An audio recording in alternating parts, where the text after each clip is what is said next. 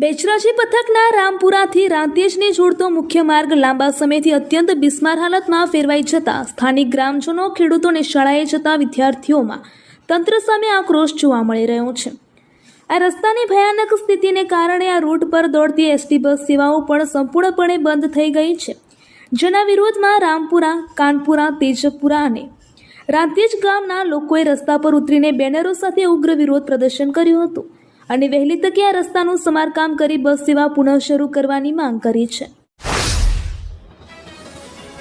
Unjha cottage hospital ખાતે polio રસીકરણ કાર્યક્રમ યોજાયો હતો। આ કાર્યક્રમ દેશને પોલિયો મુક્ત રાખવાના રાષ્ટ્રીય સંકલ્પના ભાગરૂપે હાથ ધરવામાં આવ્યો હતો, જેમાં મોટી સંખ્યામાં સ્થાનિક લોકોએ પોતાના બાળકોને પોલિયોના ટીપા પીવડાવ્યા હતા। આ રસીકરણ કાર્યક્રમમાં ઊંઝાના ધારાસભ્ય કિરીટભાઈ પટેલ વિશેષ રૂપે ઉપસ્થિત રહ્યા હતા। તેમની સાથે એપીએમસી ઊંઝાના ચેરમેન દિનેશભાઈ પટેલ અને ઊંઝા નગરપાલિકાના પ્રમુખ કિમાબેન પટેલ પણ જોડાયા હતા। આ મહાનુભાવોએ બાળકોને પોલિયોના ટીપા પીવડાવીને અભિયાનની શરૂઆત કરી હતી। બનાસકાંઠા જિલ્લાના પાલનપુરમાં તસ્કરોએ તરખાટ મચાવ્યો છે। શહેરના હરિઓમ માર્કેટમાં આવેલી 6 દુકાનોના તાળા તોડી ચોરી કરવામાં આવી છે, જેમાં 4 આંગળીયા પેઢીઓનો સમાવેશ થાય છે। તસ્કરોએ આંગળીયા પેઢીઓમાં તિજોરી તોડી ચોરીને અંજામ આપ્યો હતો। કુલ 4 આંગળીયા પેઢીઓ અને અન્ય 2 દુકાનોને નિશાન બનાવવામાં આવી હતી। બનાસકાંઠાના કાંકરેજ તાલુકાના મુખ્ય મથક શિયોરી ખાતે આમ આદમી પાર્ટી દ્વારા ધારાસભ્ય ચૈતર વસાવાના સમર્થનમાં એક રેલીનું આયોજન કરવામાં આવ્યું હતું। આ રેલી અધિકારી પર હુમલાના આરોપમાં કોર્ટ દ્વારા ચૈતર વસાવાને 7 વર્ષની સજા સંભળાવવાના વિરોધમાં યોજાઈ હતી।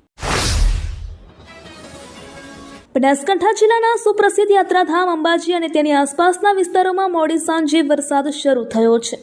છેલ્લા ઘણા દિવસોથી ચાલી રહેલા અસહ્ય ઉકળાટ અને ગરમી બાદ વાતાવરણમાં એકાએક પલટો આવ્યો હતો, જેના કારણે લોકોને ગરમીમાંથી રાહત મળી છે।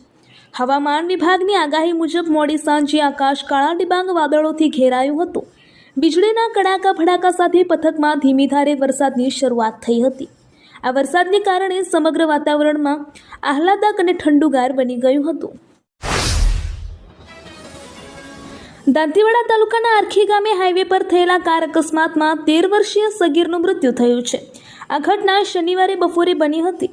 મૃતક સગીરનું નામ નિખિલ રાવતાભાઈ ચૌધરી છે, જે આરખી ગામે દ્વારકાધીશ હોટલ પાછળ ખેતરમાં રહેતો હતો।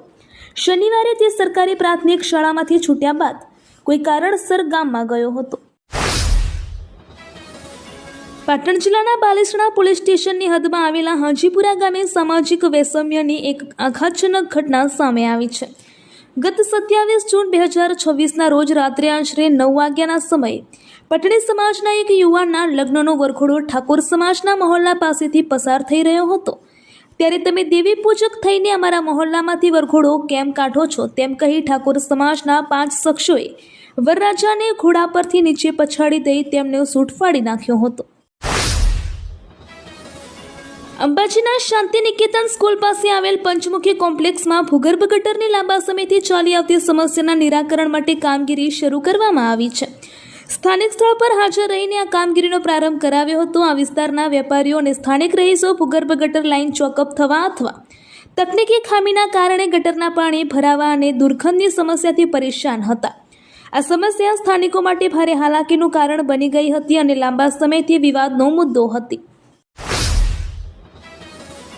હવામાન વિભાગ દ્વારા આગામી 7 દિવસ એટલે કે 28 જૂનથી 4 જુલાઈ સુધીની આગાહી કરવામાં આવી છે, જેમાં આજે દક્ષિણ ગુજરાતના છોટાઉદેપુર, નર્મદા, તાપી અને ડાંગમાં ભારે વરસાદની સંભાવના વ્યક્ત કરવામાં આવી છે। સાથે જ આગામી 3 દિવસ સુધી તાપમાનમાં કોઈ ફેરફાર નહીં થાય। 2 જુલાઈ પછી રાજ્યમાં વરસાદી માહોલ જામવાના એંધાણ છે। અમદાવાદ શહેરના વટવા જીઆઈડીસી વિસ્તારમાં ફેઝ 2માં મોડી રાત્રે કેમિકલની ફેક્ટરીમાં આગ લાગવાની ઘટના બની હતી। ફાયર બ્રિગેડના ઉચ્ચ અધિકારીઓ અને કર્મચારીઓ સહિત 22 ગાડીઓ સ્થળ પર પહોંચી હતી અને પાણીનો મારો તેમજ ફોમનો મારો ચલાવી આગને 4 કલાકે કાબૂમાં લીધી હતી। આ ઘટનામાં કોઈપણ પ્રકારની જાનહાનિ થઈ નથી। કાચું ઓઇલ અને અન્ય કેમિકલ હોવાના કારણે આગ વધારે પ્રસરી ગઈ હતી। આખી ફેક્ટરી આગમાં સપડાઈ ગઈ હતી, જો કે ફાયરની ટીમે સમગ્ર આગને કાબૂમાં લઈ લીધી હતી।